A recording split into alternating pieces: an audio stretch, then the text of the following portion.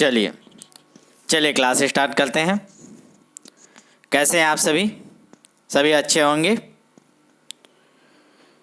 चलिए फिर आज से क्लास स्टार्ट करते हैं। जल्दी से एक बार आप लोग लाइक कर दीजिए, शेयर कर दीजिए। एक बार पहले क्लास को एक बार शेयर कर दीजिए, जल्दी से ज़्यादा संख्या में जुड़ जाइए। देखिए, हम लोग महात्मा गांधी जी के बारे में पढ़े थे। लास्ट 2 क्लास हो चुकी थे। आज अंतिम क्लास में इसको कंप्लीट करते हैं। हम लोग महात्मा गांधी के पूरे जीवनचर्या, जन्म से लेकर मृत्यु तक के उनके जीवन के संघर्षों के बारे में देख रहे थे कि उन्होंने कैसे कैसे संघर्ष किए, कैसे उन्होंने सत्याग्रह स्टार्ट किया, कौन कौन से सत्याग्रह में उन्होंने नेतृत्व का किया, इन सब के बारे में पढ़ रहे थे। आज उसी का तीसरा क्लास है। तो चलिए आज का क्लास स्टार्ट करते हैं। मैं उम्मीद करता हूँ आपने 2 क्लास देखे होंगे, तभी आपको समझ में आएगा पूरा डिटेल से शुरू से। तो जो नए हैं, नहीं देखे तो वो जाकर प्लेलिस्ट में देख लीजिएगा। जीके का प्लेलिस्ट है, उसमें मिल जाएगा आप लोग महात्मा गांधी का क्लास 1, क्लास 2, आज क्लास 3 है। ठीक है, इस हफ्ते पूरे जीके की क्लास होगी और बहुत सारे आपको फैक्ट करा दिए जाएंगे याद साथ ही साथ। ठीक है, एकदम डिटेल से हम लोग पढ़े हैं सभी आंदोलन के बारे में। चलिए फिर क्लास स्टार्ट करते हैं। एक बार शेयर कर दीजिए आप सभी जल्दी से, और जो नए हो एक बार चैनल को सब्सक्राइब कर दीजिए और बगल में बेल आइकन है उसको प्रेस कर लीजिए, ताकि जो भी क्लास अपलोड हो आप लोग को नोटिफिकेशन मिल जाए। ठीक है, संविधान और लोक प्रशासन की क्लास चल रही है। ठीक है, तो देख लीजिएगा, जिनको रजिस्ट्रेशन करवाना होगा, जो छूट गए होंगे आपको बैकअप देके ऐड कर दिया जाएगा। ठीक है, मस्त। तो उसमें अभी क्लास चल रही, नोट्स मिल रहा है आपको। जो कर रहे होंगे वो देख रहे होंगे कितना बेनिफिट मिल रहा है। तो ठीक है, तो देख लीजिएगा, जिनको रजिस्ट्रेशन करवाना होगा करवा सकते हैं अभी। ठीक है, 3 ही क्लास हुआ है आज। चलिए, महात्मा गांधी के बारे में हम लोग ने पढ़ लिया था, एक बार रिवाइज कर लेते हैं क्या क्या पढ़े थे टॉपिक को। कम से कम उनके जीवन के बारे में पढ़े थे। ठीक है, फिर हम लोग उनका सबसे पहला सत्याग्रह क्या था 1917 में, चंपारण सत्याग्रह, इसके बारे में पढ़े थे। 3 कठिया पद्धति से संबंधित था ये। चंपारण सत्याग्रह के बाद उन्होंने सत्याग्रह की प्रेरणा कैसे ली, इसके बारे में पढ़े थे पहले क्लास में। चंपारण सत्याग्रह के बाद खेड़ा सत्याग्रह 1918 के बारे में डिटेल से पढ़े थे, एकदम कहानी की तरह। फिर अहमदाबाद मिल्स हड़ताल पढ़े थे 1918 में। उसके बाद पढ़े थे खिलाफत आंदोलन, जो 1919 से लेकर 1924 तक चला था, इसके बारे में भी डिटेल से देख लिए थे, खलीफा के पद से संबंधित था। फिर असहयोग आंदोलन के बारे में पढ़े थे, नॉन कॉरपोरेशन मूवमेंट 1920 के बारे में डिटेल से, इसको भी हम लोग ने समझ लिया था, याद कर लिए थे। आप लोग साथ ही साथ नोट्स भी बना लिए होंगे क्लास के बाद। ठीक है, असहयोग आंदोलन के बाद हम लोग ने उसी में चौरा चौरी कांड को देख लिए थे। चौरी चौरा कांड 4 फरवरी 1922 को हुआ था। फिर आगे देखे थे हम लोग ने असहयोग आंदोलन के पश्चात नेहरू रिपोर्ट के बारे में देखे थे, जो 1928 में आया था, नेहरू रिपोर्ट। याद रखेंगे, नेहरू रिपोर्ट के समय भारत सचिव कौन थे? Lord Birkenhead. फिर उसके बाद हम लोग ने उसको डिटेल से देखा था, नेहरू रिपोर्ट की क्या सिफारिशें थी, उन्होंने क्या क्या सिफारिश की। ठीक है, उसके बाद साइमन कमीशन आए थे। तो साइमन कमीशन बारे थे चिक्का भाई, उन्होंने क्या क्या कुछ किए, इसके बारे में देखे थे। आज हम लोग बात करेंगे यहाँ से डांडी मार्च से। ठीक है, साइमन कमीशन का देख लिया, आज हम लोग डांडी मार्च से स्टार्ट करेंगे। ठीक है, तो जो आधुनिक इतिहास में अच्छे से नहीं समझ पा रहे होंगे तो आज समझ लीजिएगा, साथ ही साथ नोट्स बना लीजिएगा। चलिए स्टार्ट करते हैं आज का। एक बार शेयर कर दिए आप सभी, लाइक कर दीजिए एक बार क्लास को, जितने लोग भी देख रहे हैं। फिर स्टार्ट करते हैं डांडी मार्च, नमक सत्याग्रह बोलते हैं जिसको। डिटेल से समझिए, ध्यान से समझिए, क्लास को पूरा देखिए, बहुत कुछ आपको क्लास के बाद याद हो जाएगा, कॉन्फिडेंस आपका बढ़ जाएगा। चलिए समझते हैं दांडी मार्च, नमक सत्याग्रह क्या था। तो सुनिए, गांधी जी ने 12 मार्च 1930 को, कब? 12 मार्च 1930 को साबरमती आश्रम से 78 अनुयायियों के साथ 24 दिनों की पद यात्रा की। कितने अनुयायी थे उनके साथ? 78। याद रखेंगे, कितने दिन उन्होंने चला? 24 दिन। और 5 अप्रैल को डांडी पहुंचकर 6 अप्रैल को नमक का कानून तोड़ा। याद रखेंगे, डेट्स बहुत इंपॉर्टेंट है प्रीलिम्स की दृष्टि से, व्यापम की दृष्टि से।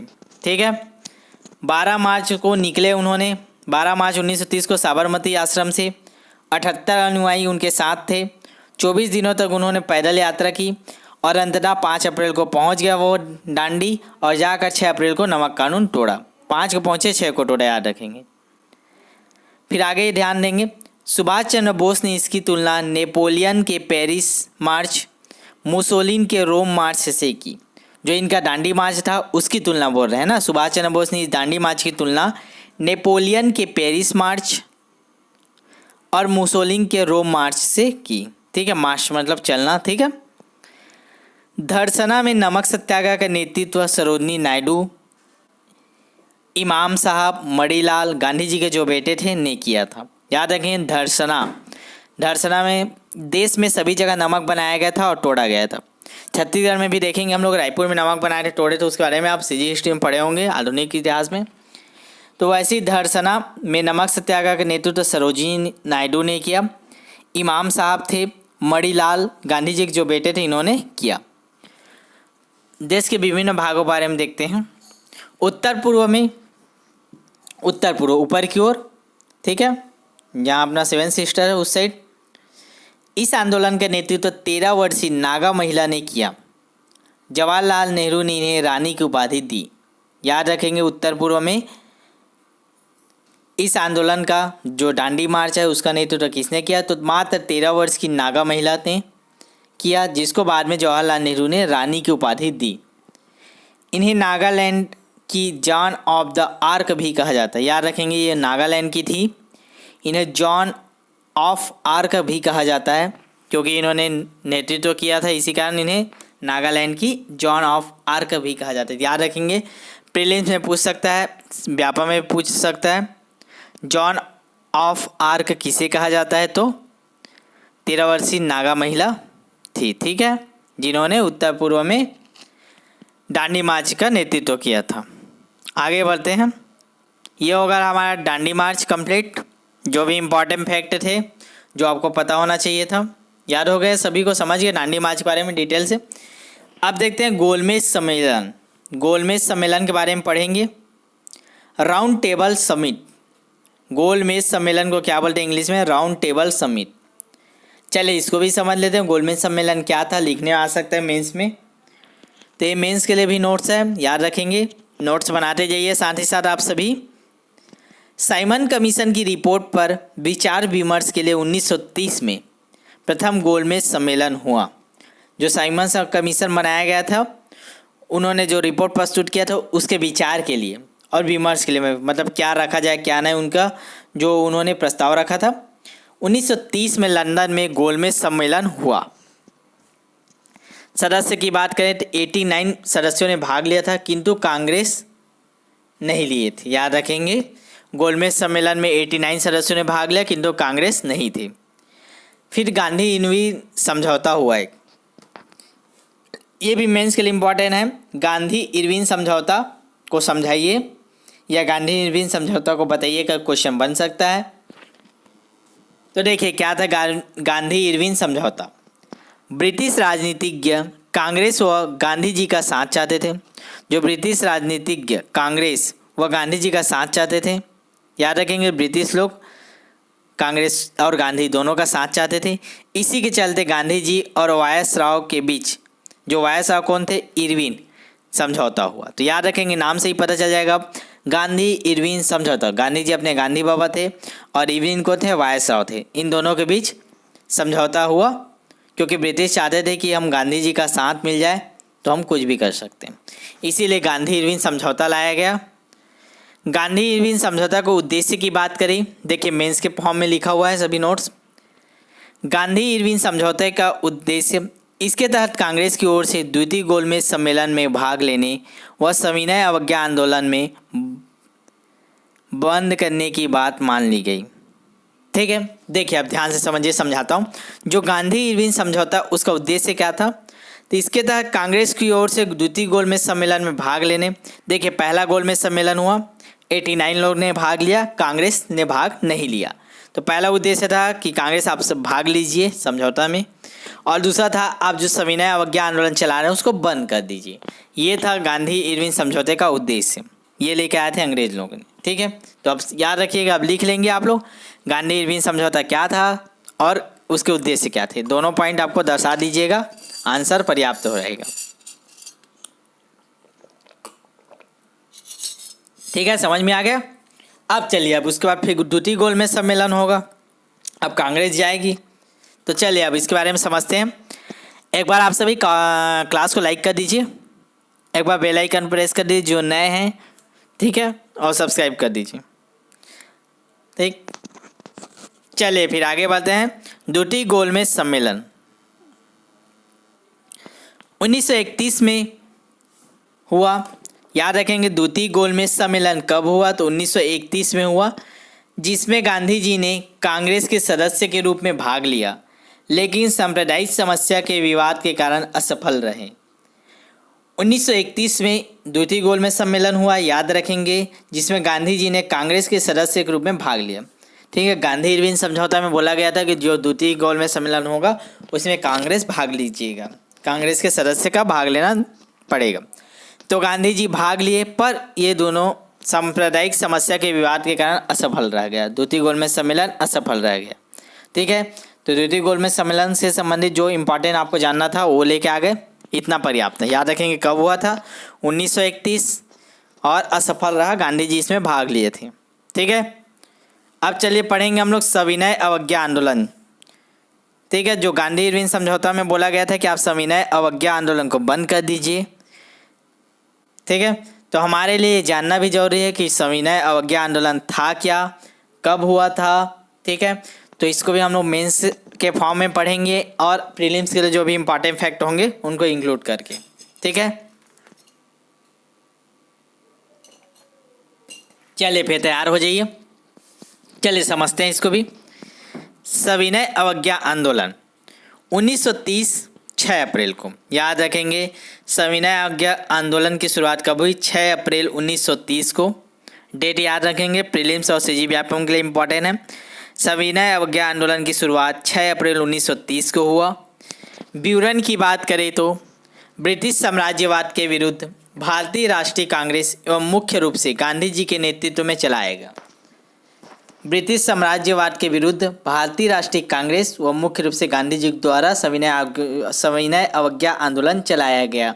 कब चलाया गया, 6 अप्रैल 1930 को। कारण क्या था, ब्रिटिश के विरोध में था, सभी जी ब्रिटिश के विरोध में हुआ है, लेकिन इसका पर्टिकुलर कारण क्या था तो उसको समझते हैं। यंग इंडिया समाचार पत्र में लेख द्वारा सरकार से 11 सूत्री मांगों की मांग की। ठीक है, याद रखेंगे यंग इंडिया समाचार आता था उस समय, तो जो यंग इंडिया समाचार में लेख के द्वारा एक लेख आया जिसके द्वारा सरकार से 11 सूत्री मांग की और उनके मांगे जाने पर सत्याग्रह की चर्चा बंद करने को कहा। वह 31 जनवरी 2030 तक समय दिया। ठीक है, ध्यान से समझिए कारण क्या था सविनय अवज्ञा आंदोलन का। ठीक है, भारतीयों ने क्या किया, एक यंग समाचार था यंग इंडिया नाम से, उसमें एक लेख दिया सरकार के नाम कि आप हमारी 11 सूत्री मांगों को मांग लीजिए, हम सत्याग्रह के बारे में चर्चा करना बंद ही कर देंगे। ये करके 31 जनवरी 1930 तक का समय दिया। सरकार ने मांगे नहीं मानी, तब सविनय अवज्ञा आंदोलन शुरू हो गया। समझ सकते हैं आप लोग, जो 11 मांगे थी यंग इंडिया समाचार पत्र में उसको नहीं माना गया ब्रिटिश सरकार द्वारा, तब से सविनय अवज्ञा आंदोलन आरंभ हो गया। अब देखिए बहुत सारे कार्यक्रम हुआ था सविनय अवज्ञा आंदोलन के दौरान, उनके बारे में देखते हैं। सविनय अवज्ञा आंदोलन चल रहा था तब कौन कौन से कार्यक्रम हुए थे।